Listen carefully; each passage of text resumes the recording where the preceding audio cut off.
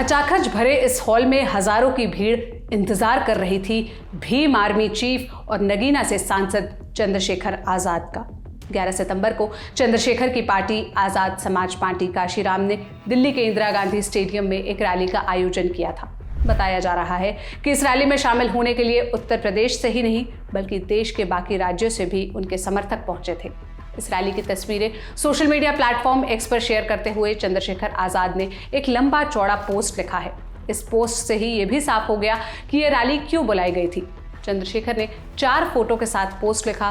पूरे देश ने बहुजन समाज की एकता का जो जनसैलाब दिल्ली में देखा, उससे एक बार फिर यह साबित हो गया, हक अधिकारों की लड़ाई में निमंत्रण नहीं भेजे जाते, जिनका ज़मीर जिंदा हो वो खुद दौड़े चले आते हैं। इस बार उन्होंने केंद्र सरकार पर निशाना साधते हुए आगे लिखा, देश के हुक्मरानों की नाक के नीचे देश की राजधानी में आज़ाद समाज पार्टी और भीम आर्मी के साथ लाखों बहुजन योद्धाओं ने बहुजन एकता की इस जंग में सिपाही की तरह अपनी जिम्मेदारी को महसूस करते हुए प्रण लिया। चंद्रशेखर की पोस्ट के मुताबिक आज़ाद समाज पार्टी और भीम आर्मी ने अपनी रैली में 9 प्रण लिए हैं। देखिए, आज हमने अपनी 8-9 मांगों को लेकर एक महारैली बुलाई थी। बारिश के कारण उसको हमें इंदिरा गांधी स्टेडियम में करना पड़ा। जितने लोग अंदर थे उससे कई गुना लोग बाहर थे, मीडिया की रिपोर्ट है। एक लाखों की संख्या में एक सैलाब आया था। मैं उन सबका धन्यवाद करता हूं। हमारी मांगे हैं कि जाति का जनगणना कराई जाए और उसके आर्थिक आंकड़े जो है जारी किए जाए। ओबीसी को भी 27% रिजर्वेशन मिल रहा है, उनकी आबादी 52% से ज्यादा है, तो 15% अतिरिक्त आरक्षण की व्यवस्था उन्हें कराई जाए। उसी तरह से 2001 के बाद की जो जाति का जनगणना उसके आंकड़े सार्वजनिक नहीं हुए, तो शेड्यूल कास्ट को भी 10% आरक्षण उनका बढ़ाया जाए और उनके आरक्षण की सीमा बढ़ा के जिन जातियों को नहीं मिला उनको दिया जाए। साथ साथ सरकारी नौकरियों में जो बैकलॉग है वो पूरा किया जाए, लाखों की संख्या में है। और निजी क्षेत्रों में भी SC, ST, OBC को रिजर्वेशन दिया जाए। जितना सफाई कर्मचारियों का काम है उसे ठेकेदारी से हटा के, संविदा से हटा के पक्की नौकरी दी जाए। और गटर में जो उतर के अमानवीय काम होता है इसको भी बंद किया जाए। समान कार्य समान वेतन पॉलिसी लागू की जाए। SC, ST, OBC को प्रमोशन में रिजर्वेशन कर्मचारियों को दी जाए।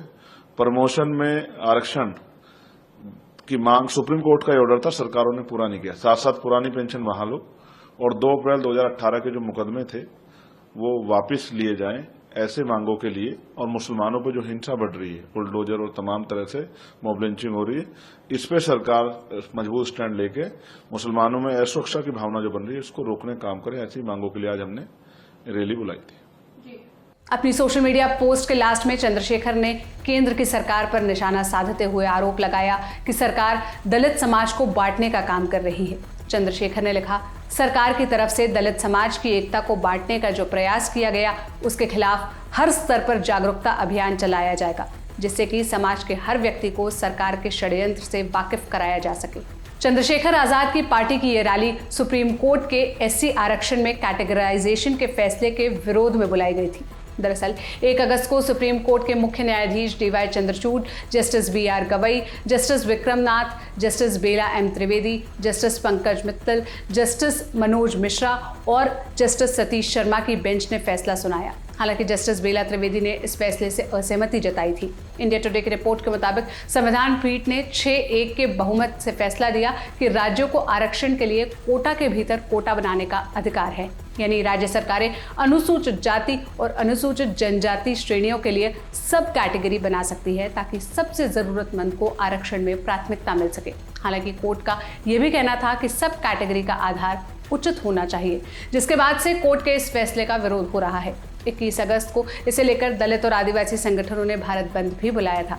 इस बंद में चंद्रशेखर आजाद की पार्टी भी शामिल हुई थी, जिसके बाद अब चंद्रशेखर आजाद की ओर से सुप्रीम कोर्ट के फैसले के विरोध में ये दूसरा बड़ा कार्यक्रम और पहली बड़ी रैली हुई है। इस मामले पर आगे जो भी अपडेट आते रहेंगे हम आप तक पहुंचाएंगे। बाकी आप इस मुद्दे पर क्या राय रखते हैं हमें कमेंट में बताइएगा। इस मामले पर आगे जो भी अपडेट आएगा हम आप तक पहुंचाते रहेंगे। इस वीडियो के लिए स्क्रिप्टिंग की थी मेरी साथी सुप्रिया ने। मेरा नाम सोनल है। देश और दुनिया की तमाम खबरों के लिए लल्लन टॉप देखते रहिए। शुक्रिया।